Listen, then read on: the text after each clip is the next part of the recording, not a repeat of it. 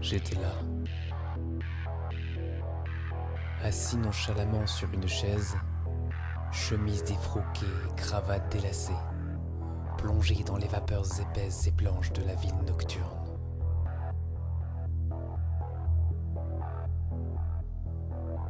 Mon regard nageait de visages flous en verre de gin. Ils étaient tous gris, gris clair, gris foncé, presque blanc ou presque noir. Et moi, j'attendais que ça se passe, comme souvent depuis la dernière fois. J'évitais ceux qui méritaient les courbettes, et j'esquissais des sourires torves à ceux qui me frictionnaient l'épaule. Ils sont pénibles à la fin, ceux-là. Seul mon verre de gin me tenait solidement compagnie. Lui, il ne manquait jamais à l'appel. C'était un ami de longue date, en tout cas, depuis la dernière fois. Malgré tout, quelque chose clochait. Tout n'était pas comme avant.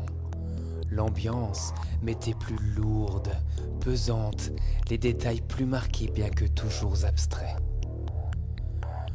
Je tentais de comprendre les nuances et les modulations. J'essayais de refaire surface en ajustant mon attention lorsqu'elle m'est apparue.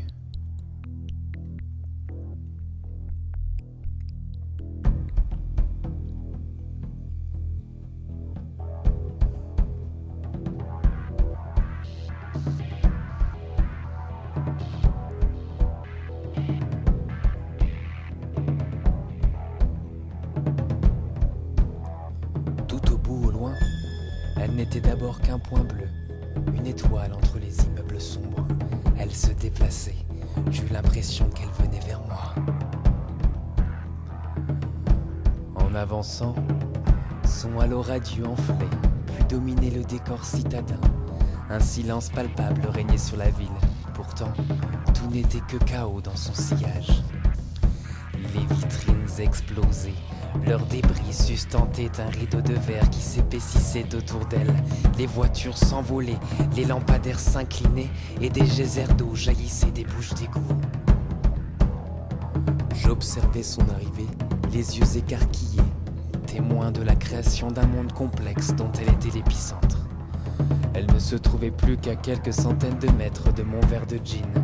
Elle était assez près pour que je la contemple dans son sobre ensemble. Elle était nue.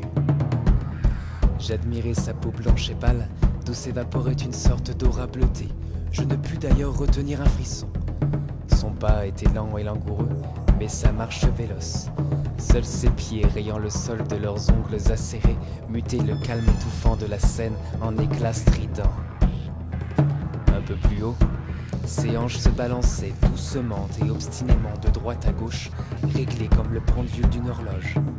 Ses petits seins fermes suivaient le mouvement en rebondissant paisiblement de concert.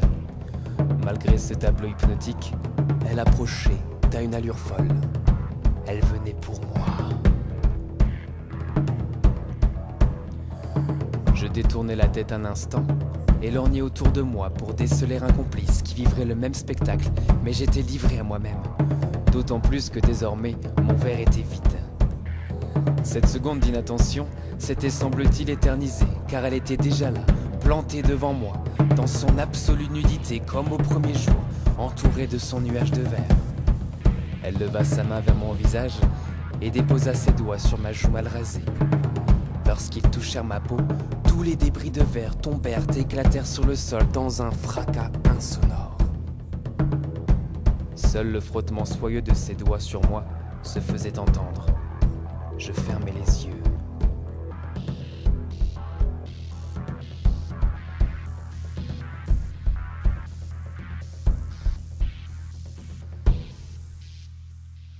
Depuis le temps que nous nous cherchons.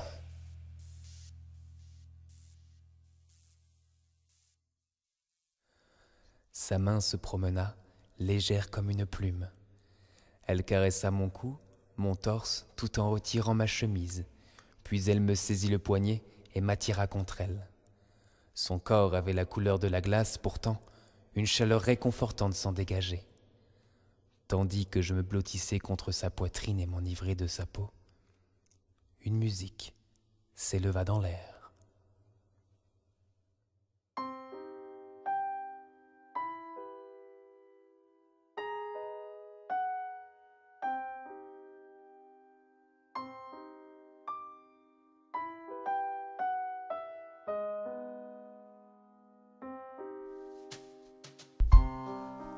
Elle avait les craquements d'un vieux tourne-disque, un goût d'éternité et ses mélodies voluptueuses m'envoûtaient.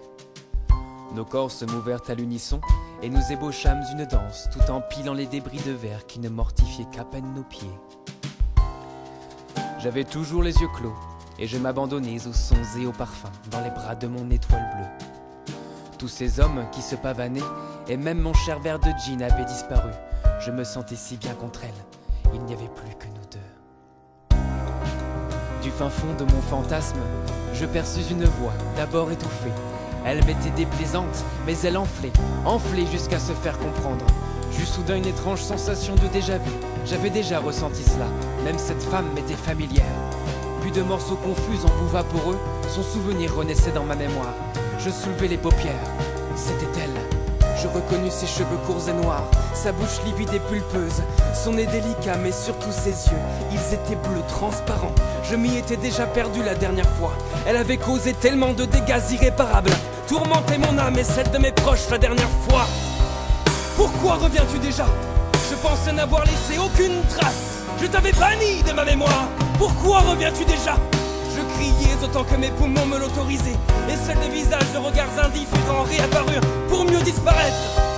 Je tentais de m'éloigner, de courir le plus loin possible en fuyant la nuit et ses étoiles, mais elle ne me le permettait pas.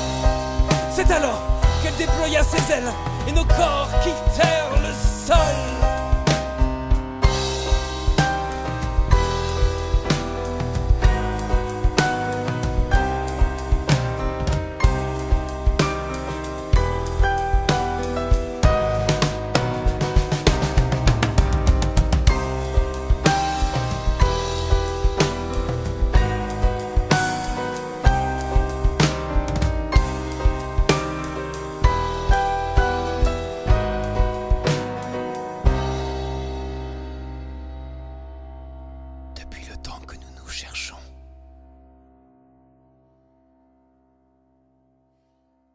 À peine eut-elle fini sa phrase, qu'elle m'enveloppa dans ses ailes blanches. À l'intérieur du cocon en lévitation, j'usais mes dernières forces à me débattre, mais la lutte était vaine. J'ai peur. Je ne sais pas ce qui m'attend, mais finalement, je me laisse emporter depuis les frontières de ce nouveau départ. Nous ne formons plus qu'un. Je suis elle, et elle est moi. Nous sommes l'étoile bleue.